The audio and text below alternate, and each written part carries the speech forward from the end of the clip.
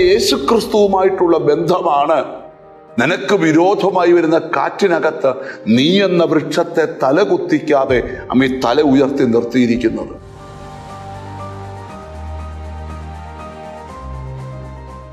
എല്ലാ മനുഷ്യനും ആഗ്രഹിക്കുന്ന ഒരു കാര്യമാണ് ജീവിതത്തിലൊരു വളർച്ചയുണ്ടാകണം.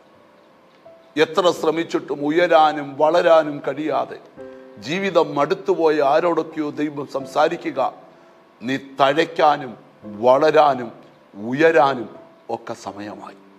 ഇന്ന് നമ്മൾ 92-ാം സങ്കീർത്തനത്തിന്റെ 12-ാമത്തെ വാക്യമാണ് ധ്യാനിക്കാൻ പോകുന്നത്.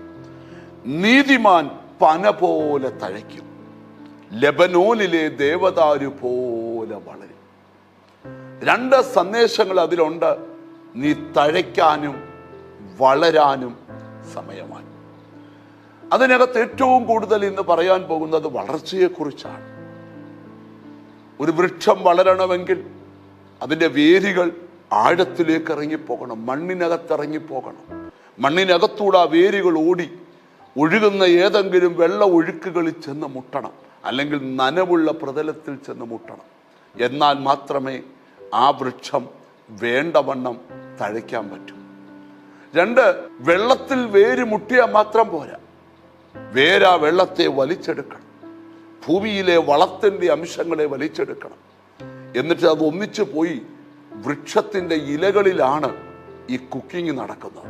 അങ്ങനെ വലിച്ചെടുക്കുന്ന വെള്ളവും വളവും കൊണ്ടാണ് ആ വൃക്ഷം വളർന്നു പൊങ്ങുന്നത്. ധന്യനായ പൗലോസ്ലീഹ കൊലോസിയിലെ വിശുദ്ധന്മാർക്ക് ലേഖനം എഴുതിയപ്പോൾ നിങ്ങളുടെ വേര് യേശുക്രിസ്തുവിൽ ഇറങ്ങണമെന്നും ക്രിസ്തുവിൽ നിന്ന് ചിലത് വലിച്ചെടുത്ത് ക്രിസ്തുവിൽ വളർച്ച പ്രാപിക്കണമെന്നും ധന്യനായ പൗലോസ് വെളിപ്പെടുത്തുക.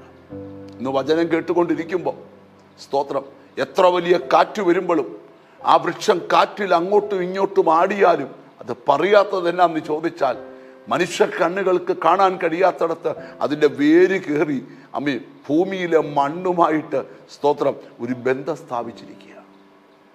ഇതുപോലെ യേശുക്രിസ്തുവുമായിട്ടുള്ള ബന്ധമാണ് നിനക്ക് വിരോധമായി വരുന്ന കാറ്റിനകത്ത് നീ എന്ന വൃക്ഷത്തെ തലകുത്തിക്കാതെ അമ്മ തല ഉയർത്തി നിർത്തിയിരിക്കുന്നത്. ഇന്ന് വചനം പറയുക, നീതിമാൻ പന പോലെ തഴയ്ക്കും, ലെബനോനിലെ ദേവദാരു പോലെ വളരും. നിനക്ക് തഴയ്ക്കാനും വളരാനും ഒറ്റ കാര്യം മതി, അത് യേശുക്രിസ്തുവായിരിക്കണം. ക്രിസ്തുവിൽ വേരൂന്നിയാൽ തഴയ്ക്കാം, വളരാം. നമുക്കൊന്നിച്ച് പ്രാർത്ഥിക്കാം. കാരുണ്യവാനായ ദൈവമേ, സ്വർഗസ്ഥ പിതാവേ, കാറ്റൊത്തിരി വൃക്ഷത്തെ മറിച്ചിട്ടപ്പോൾ വേരുകൾ ആഴത്തിറങ്ങിയ വൃക്ഷങ്ങൾക്ക് കേടില്ലാതെ നിൽക്കുന്ന പോലെ യേശുക്രിസ്തുവിൽ വേരൂന്നി പ്രതിബന്ധങ്ങളിൽ പതറാതെ നിൽക്കാൻ കൃപ കൊടുക്കണം. എന്നോട് ചേർന്ന് പ്രാർത്ഥിക്കുന്ന മക്കളെ നിന്റെ നാമം ചൊല്ലി പിതാവിൻ്റെയും പുത്രൻ്റെയും പരിശുദ്ധാത്മാവിൻ്റെ നാമത്തിൽ അനുഗ്രഹിച്ച് പ്രാർത്ഥിക്കുന്നു.